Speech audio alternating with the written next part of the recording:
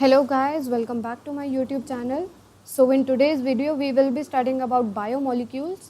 This video will be in two parts. In the first part of the video you will come to know about the carbohydrates, and in the second part of the video we will study about proteins, nucleic acids and amino acids. First of all हमने बचपन से पढ़ा है like what is the carbohydrates. इसमें हम सिर्फ दो ही चीज़ें पढ़ते आ रहे थे हमेशा से, which was sugar and starch. But that is not it. It is a very lengthy topic and it is not only that it is a part of biology, it is also a very major part of chemistry. So first of all, where has this carbohydrates term got its name saccharide? So ये saccharide word कहाँ से आता है? It is derived from a Greek word saccharin which means sugar. So यहाँ से आप देख सकते हैं how sugar is a very important part of carbohydrates. Nextly, how will you define carbohydrates? Carbohydrates may be defined as optically active polyhydroxy aldehydes or ketones or the compounds which produce such units on hydrolysis. So इसमें हम देखेंगे कि how on hydrolysis a carbohydrate gives smaller units, or basically I should say that are not units, that are monosaccharides. Next हम पढ़ेंगे कि on the basis of taste how we can distinguish carbohydrates. So starting हम करते हैं sugar से. Sugar that is sweet in taste, ये तो आप सभी को पता है. Next is non sugar that is not sweet in taste. Sugar का एग्जाम्पल हो सकता है sucrose which we use in our daily life, and non sugar का एग्जाम्पल हो सकता है starch. Starch is not at all sweet in taste, so from here you can know that it is a part of non sugar. Next is हम इसको hydrolysis के basis पर कैसे distinguish कर सकते हैं. इसमें हम देखेंगे it is distinguish between monosaccharides and oligosaccharides सबसे पहले. पॉलीसेक्राइड्स की बात हम बाद में करेंगे because that is important, really very important in the major part of your chapters.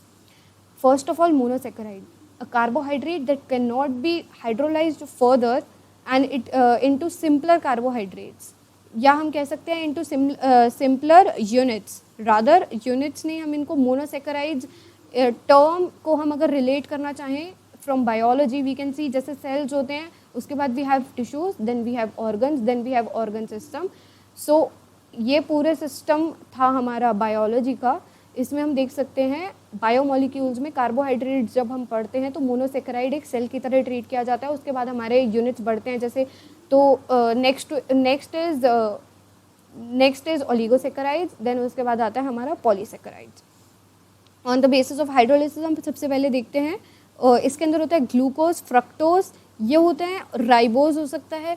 ये यूनिट्स हमारे होते हैं सबसे छोटे यूनिट्स. इसको हाइड्रोलिसिस के बाद और छोटे यूनिट्स हमें नहीं मिल सकते. So this is the major one. इनके ही बारे में हम पढ़ेंगे और ये देखेंगे कि इनको कंबाइन करके हमारे पास कैसे कैसे प्रोडक्ट्स बनते हैं. जैसे कि हम माल्टोज को अगर हाइड्रोलाइज करते हैं तो हमारे पास 2 शुगर मिलते हैं या 2 ग्लूकोज मिलते हैं. तो ये उस टाइप का शुगर है कि जिसके अंदर हमारे पास 2 सेम टाइप के मोनोसेक्राइड्स हैं.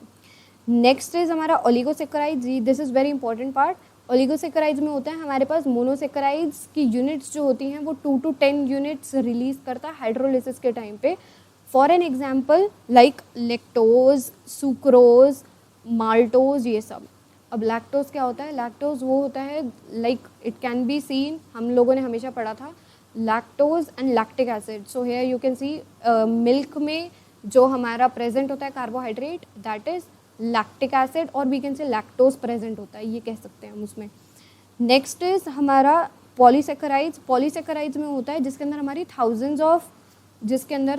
Thousands of monosaccharide units release होती हैं. Example is starch, cellulose, glycogen. अब ये ऐसा ज़रूरी नहीं है कि carbohydrates are just found in plants और just found in animal, they are found in both. उसके बाद एक बहुत इंपॉर्टेंट, जिस पर बहुत ज़्यादा पेपर में क्वेश्चंस पूछे जाते हैं, that is reducing and non reducing sugar.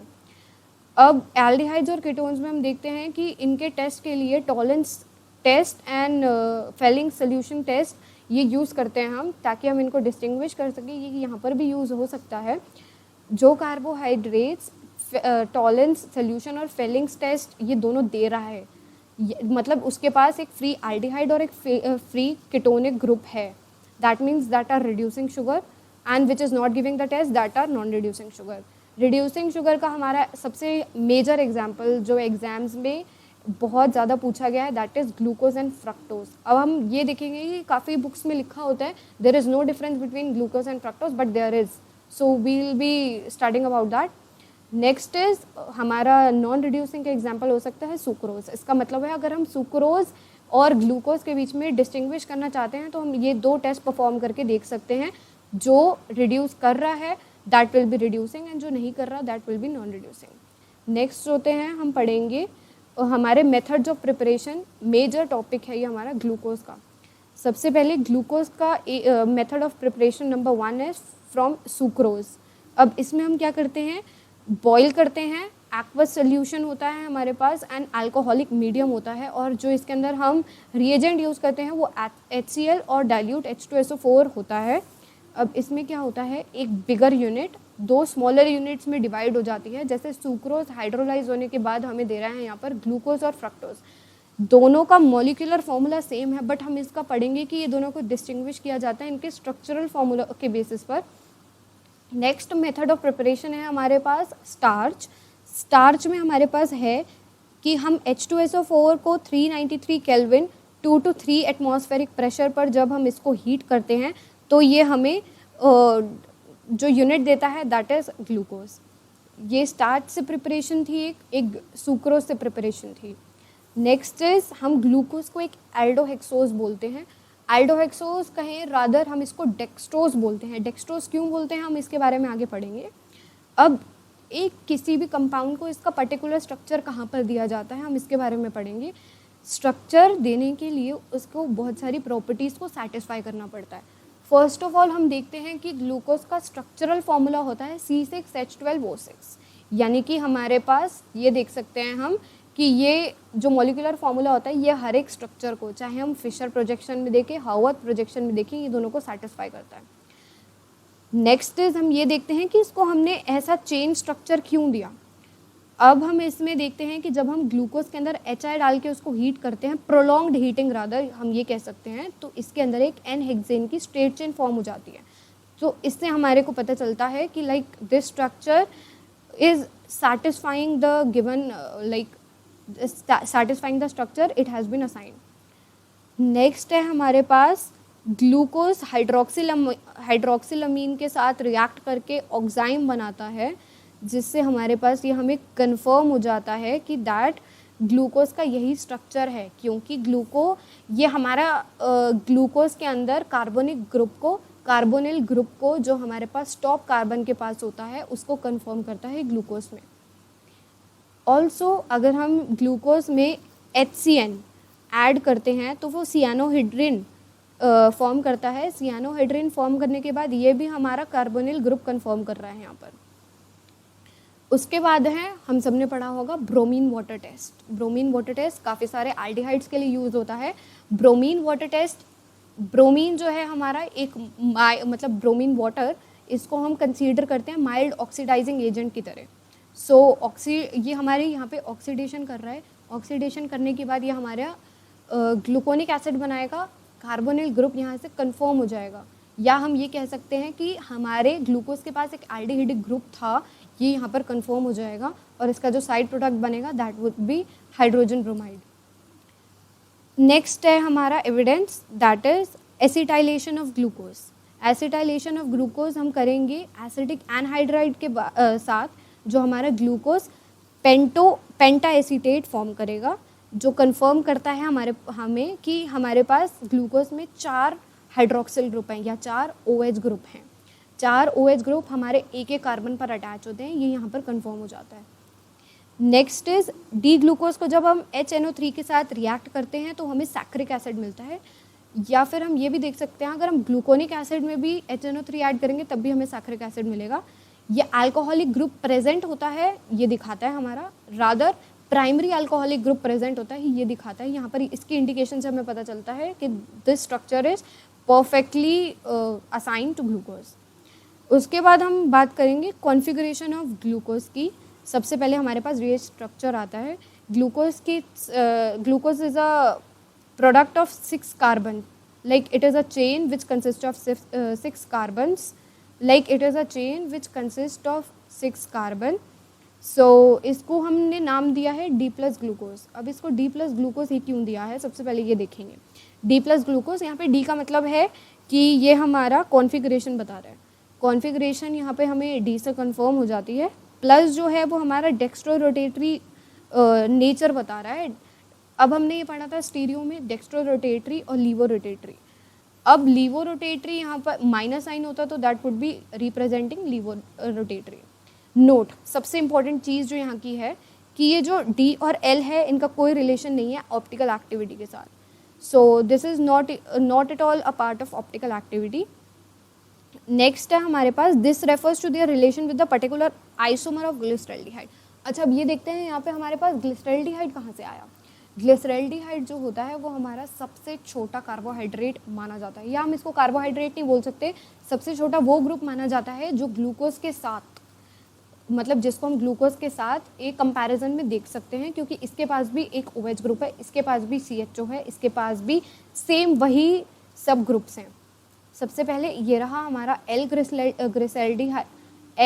Glyceraldehyde, फिर उसके बाद ये रहा हमारा डी ग्लिसरॉल्डिहाइड। अब एल और डी में डिफरेंस क्या था? हमारे पास एल में हम देख सकते हैं कि जो कार्बन पोजीशन है सेकेंड वाली, उसके अंदर हमारा OH जो ग्रुप है वो लेफ्ट हैंड साइड पर है और डी में वो राइट हैंड साइड पर हो जाता है। यही कॉन्फ़िगरेशन की वजह से हम एल और डी ग्लूकोज में भी डिफरेंशिएट कर सकते हैं। अब ये कंपाउंड, इसको जैसे हम कहते हैं एक रेफरेंस की तरह लिया जाता है हमारे डिफरेंशिएट करने में कि कार्बोहाइड्रेट्स एल है या डी है। सो next is this shows the correlation of all the compounds with glyceraldehyde. So if they are related to plus isomer of glyceraldehyde, they are said to have D configuration, whereas those which can be correlated to minus isomer of glyceraldehyde are said to have L configuration. हाँ, अब सबसे important चीज़ हमारी ये आती है, facts जो structure ने हमारे एक्सप्लेन किए वो बहुत अच्छे थे, बट साइंटिस्ट के पास कुछ ऐसे फैक्ट्स भी थे जो हमारा ये स्ट्रक्चर एक्सप्लेन नहीं कर पाया था। सबसे पहला था कि हमारे पास एल्डिहाइड ग्रुप है, फिर भी ये हमारे को 2,4-DNP टेस्ट नहीं दे रहा, शिफ्ट टेस्ट नहीं दे रहा, और ये रिएक्ट नहीं कर रहा सोडियम बाइसल्फेट के साथ, ना ही ये अमोनिया के साथ रिएक्ट कर रहा है। हम जनरली देखते हैं कि जब भी हम एल्डिहाइड्स को किसी भी और फंक्शनल ग्रुप के साथ डिस्टिंग्विश करते हैं तो इन टेस्ट का यूज़ किया जाता है, बट जो ग्लूकोज था उसके पास एल्डिहाइड ग्रुप भी है, फिर भी वो ये टेस्ट नहीं दे रहा है। तो ये स्ट्रक्चर, या ये कह सकते हैं ये ग्रुप है, ये इन फैक्ट को सेटिस्फाई नहीं कर पाया। उसके बाद नेक्स्ट है हमारा the penta acetate of glucose does not react with hydroxylamine indicating absence of minus CHO group. Indicate the penta acetate of glucose does not react with hydroxylamine indicating the absence of CHO group. अच्छा, अब जैसे हमने ऊपर reaction में देखा कि हमारा जो एसिटाइल कि हमने the pentacetate of glucose does not react with hydroxylamine indicating the presence of CHO group, indicating the absence of the pentacetate of glucose does not react with hydroxylamine indicating the absence of CHO group. अब पेंटाएसिटेट, अगर हमने पेंटाएसिटेट के साथ यही same reaction किया, इसने oxime form नहीं किया, अब ऑक्साइम फॉर्म नहीं किया तो हमें इससे लगा कि CHO ग्रुप एब्सेंट है, तो मतलब ये इस केस को सेटिस्फाई नहीं कर पाया। उसके बाद हमारे पास था glucose exist in 2 crystalline form, that is alpha and beta. अब अल्फा एंड बीटा को हम एक्सप्लेन करेंगे आगे। हाँ, अल्फा एंड बीटा का जो स्ट्रक्चर था, जो म्यूटा रोटेशन इसमें होती थी, ये एक्सप्लेन नहीं हो पाई हमारी ओपन स्ट्रक्चर से, बट हम इसके साइक्लिक स्ट्रक्चर से इसको बहुत अच्छे से एक्सप्लेन कर पाए थे। नेक्स्ट हमारा बहुत इंपॉर्टेंट टॉपिक आता है, इस टॉपिक पर बहुत सारे क्वेश्चंस पूछे जाते हैं, हर कॉम्पिटिटिव एग्जाम में बार बार रिपीट होता है एक question. So this is what are anomers? Anomers are cyclic monosaccharides differing from each other only. So next जो हमारा टॉपिक है वो है anomers. Anomers क्या होते हैं? Anomers के ऊपर बहुत ज़्यादा कॉम्पिटिटिव एग्जाम्स में क्वेश्चन पूछा जाता है। Anomers are cyclic monosaccharides differing from each other only in the configuration of hydroxyl group. वो भी सिर्फ सारी पोजीशंस पर हाइड्रोक्सिल ग्रुप की कॉन्फ़िगरेशन नहीं देखी जाती, एक ही पोजीशन पर देखी जाती है। आप जैसे इस एग्जांपल में देख सकते हैं, जैसे हमने मिडल में एक जो ग्रुप जो मतलब जो स्ट्रक्चर बनाया है दैट इज़ ऑफ ग्लूकोज, अब ग्लूकोज के स्ट्रक्चर में आप बहुत अच्छे से देख सकते हैं, ऊपर हमारे पास एल्डिहाइड ग्रुप है। अब एक और चीज़ that you have to remember is, जो एल्डोजेज होते हैं या जब हम एल्डिहाइड्स की बात कर रहे होते हैं, अब एल्डोजेज में हमने क्या पढ़ा था ग्लूकोज के बारे में, C1 पोजीशन कंसीडर करते हैं एल्डोजेज में, C2 पोजीशन को कंसीडर करते हैं कीटोजेज में। यहाँ पे अब हम देखेंगे डिफरेंस क्या होता है ग्लूकोज और फ्रक्टोज में। अब फ्रक्टोज हमारा कीटोज है, कीटोज में हम C2 पोजीशन पे ध्यान देंगे, वहाँ पे हाइड्रोक्सिल ग्रुप OH की पोजीशन चेंज हो जाएगी, वाइल जो हमारा मतलब एल्डिहाइड है उसके अंदर हमारी C1 पोजीशन की हो जाएगी। इसमें आप देख सकते हैं कि कैसे पोजीशन में चेंज है OH की। उसके बाद हमारा आता है, उसके बाद हम देखेंगे हार्वर्ड प्रोजेक्शन। अब हार्वर्ड प्रोजेक्शन में भी वही है, हम अल्फ़ा और बीटा चेंज ही ऐसे करते हैं कि एक एनोमेरिक कार्बन है। अब जहाँ पर ये ब्लू मार्क से आप देख सकते हैं हाइड्रोक्सिल ग्रुप की पोजीशंस चेंज हो रखी हैं, जिस कार्बन पर ये हाइड्रोक्सिल ग्रुप लगा है वो हमारा एनोमेरिक कार्बन होता है। अब ये होता है अल्फ़ा डी ग्लूकोपैरानोज। ग्लूकोपैरानोज और glucose one are the same thing. Glucopyranose, ये पैरानोज फॉर्म में हमने इसको कन्वर्ट किया है ओपन चेन स्ट्रक्चर को, इसलिए हमने यहाँ पे इसको पैरानोज का नाम दे दिया है, वैसे ये ग्लूकोज ही है। तो कहीं पर अगर ये लिखा हो cyclic structure of glucose that is same as glucopyranose. उसके बाद हम बात करते हैं फ्रक्टोज की। जैसे अभी मैंने बताया कि ग्लूकोज और फ्रक्टोज का इनका मॉलिक्यूलर फार्मूला बिल्कुल सेम है, बट जो डिफरेंस आता है वो इनके स्ट्रक्चरल फार्मूला में आता है, क्योंकि जो ग्लूकोज होता है उसके पास एल्डिहाइड ग्रुप है और फ्रक्टोज है उसके पास हमारा कीटो ग्रुप है। इसको हम कीटो, ये बहुत ज़्यादा इम्पॉर्टेंट पार्ट है कीटो हेक्सोज का, उसका मॉलिक्यूलर फार्मूला भी बिल्कुल सेम है C6H12O6, there is no difference. फिर उसके बाद रिएक्शन जब हमने परफॉर्म कराई तो हमने कार्बन नंबर 2 पे, जैसे हमने ऊपर बात की थी अभी कि ग्लूकोज में हम कार्बन नंबर 1 की बात करते हैं, इसमें हम कार्बन नंबर 2 की बात करते हैं। इसके अंदर भी बिल्कुल वही सेम चलता है, 6 कार्बन चेन होती है हमारे पास, सब कुछ वही होता है। उसके बाद हम ये देखते हैं हम किसको कैसे रिप्रेजेंट करते हैं, इसको हम रिप्रेजेंट करते हैं D- फ्रक्टोज लिख के। ये रहा इसका ओपन चेन स्ट्रक्चर। इसके अंदर आप डिफरेंस देख सकते हैं कि जैसे ऊपर हमारा ग्लूकोज में फर्स्ट पोजीशन पर हाइड्रोक्सिल ग्रुप का चेंज था, यहाँ पर हमारा सेकंड पोजीशन पर चेंज हो रहा है। उसके बाद आता है हमारा सबसे इम्पॉर्टेंट, सबसे ज़्यादा इम्पॉर्टेंट जो आपको कन्फ्यूजन होता है, अल्फ़ा और बीटा। सबसे ज़्यादा जो आपको यहाँ पे कंफ्यूज करता है वो पोर्शन आ चुका है आपके सामने, वो है हमारा अल्फ़ा फ्रक्टोज और बीटा फ्रक्टोज। अल्फ़ा फ्रक्टोज और बीटा फ्रक्टोज में आप देख सकते हैं सेकंड पोजीशन में हाइड्रोक्सिल ग्रुप का चेंज है, जिसको मैंने पिंक से मार्क किया है।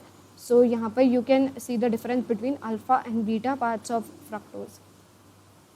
नेक्स्ट आता है सबसे इम्पॉर्टेंट, सबसे ज़्यादा इम्पॉर्टेंट पार्ट है ये हमारे पूरे मॉड्यूल का, पूरे चैप्टर का, वो होता है डाइसैकेराइड्स।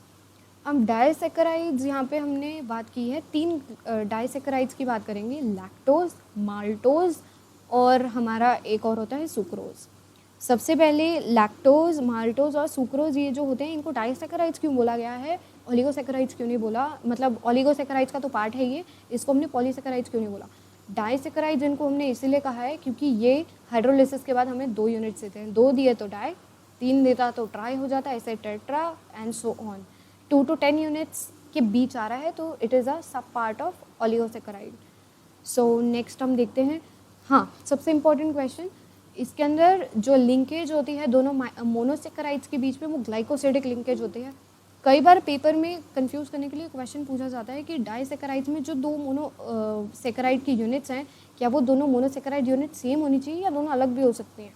सो जिन्होंने स्ट्रक्चर्स नहीं पढ़े होते, जिन्होंने उनके एग्जाम्पल्स नहीं पढ़े होते, this becomes very difficult for them.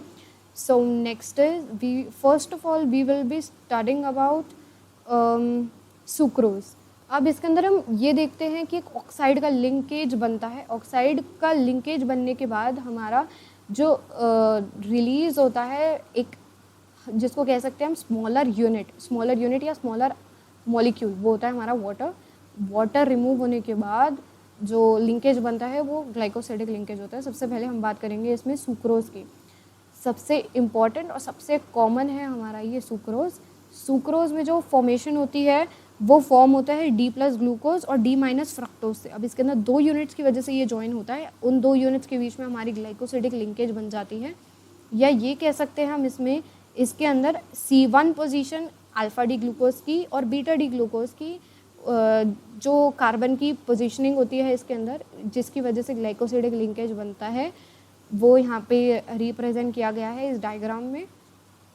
अब इसमें क्या हो रहा है, ऑक्साइड लिंकेज बना है जिसको हम बोलते हैं, ऑक्साइड की वजह से लिंकेज हुई है जिसको हम बोलते हैं ग्लाइकोसिडिक लिंकेज। इसके अंदर ग्लाइकोसिडिक लिंकेज हुई है अल्फ़ा डी ग्लूकोज और बीटा डी फ्रक्टोज के बीच में। हमने इसकी पोजीशनिंग इस तरीके से की है कि हमारा वाटर मॉलिक्यूल आसानी से रिमूव हो जाए। नेक्स्ट हमारे पास आता है माल्टोज।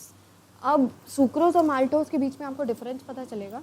सुक्रोज में हमारे पास था कि जो दोनों मोनोसेकेराइड्स की यूनिट्स थी वो दोनों ही अलग थी। अब माल्टोज में क्या होता है, दोनों ही सेम होती हैं। अब इसके अंदर हम देखेंगे कि हाँ, जैसे हमने ऊपर में देखा था कि हमारे जो कार्बन फर्स्ट थे दोनों के, उन दोनों के बीच में लिंकेज हुआ था। यहाँ पे एक ग्लूकोज का फर्स्ट कार्बन और दूसरे ग्लूकोज का फोर्थ कार्बन, इनके बीच में लिंकेज फॉर्म होती है और यहाँ से भी वाटर रिमूव हो जाता है बहुत ही आसानी से। ये कर सकते हैं, या फिर अगर आप आगे पढ़ेंगे तो हम जो इसके अंदर लिंकेज बनाते हैं ना, 2 मॉलिक्यूल्स ऑफ ग्लूकोज तो होते ही हैं।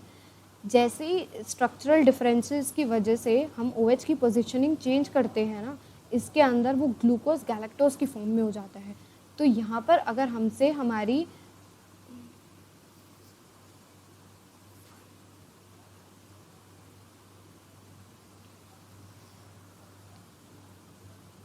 हाँ, तो हम यहाँ पर देख सकते हैं कि ग्लाइकोसिडिक लिंकेज फॉर्म हो रही है हमारे 2 मोनोसेकेराइड यूनिट्स ग्लूकोज के बीच में। ग्लूकोज के 2 मोनोसेकेराइड यूनिट्स हमने स्टार्टिंग में लिए थे, उनकी ग्लाइकोसिडिक लिंकेज हुई, फिर उसके बाद हमारे पास वाटर रिमूव हो जाएगा। इसके अंदर दोनों, जैसे हमने ऊपर में देखा था कि फर्स्ट पोजीशन दोनों की थी, उससे हमारा लिंकेज बना था। यहाँ पर हमारा एक का फर्स्ट दूसरे का फोर्थ होगा। नेक्स्ट इज हमारा आता है third and most important, that is lactose. अब लैक्टोज को हम क्या बोलते हैं, मिल्क शुगर। जैसे मैंने आपको बताया था ये मिल्क में प्रेजेंट होता है या मिल्क में पाया जाता है, हम कह सकते हैं।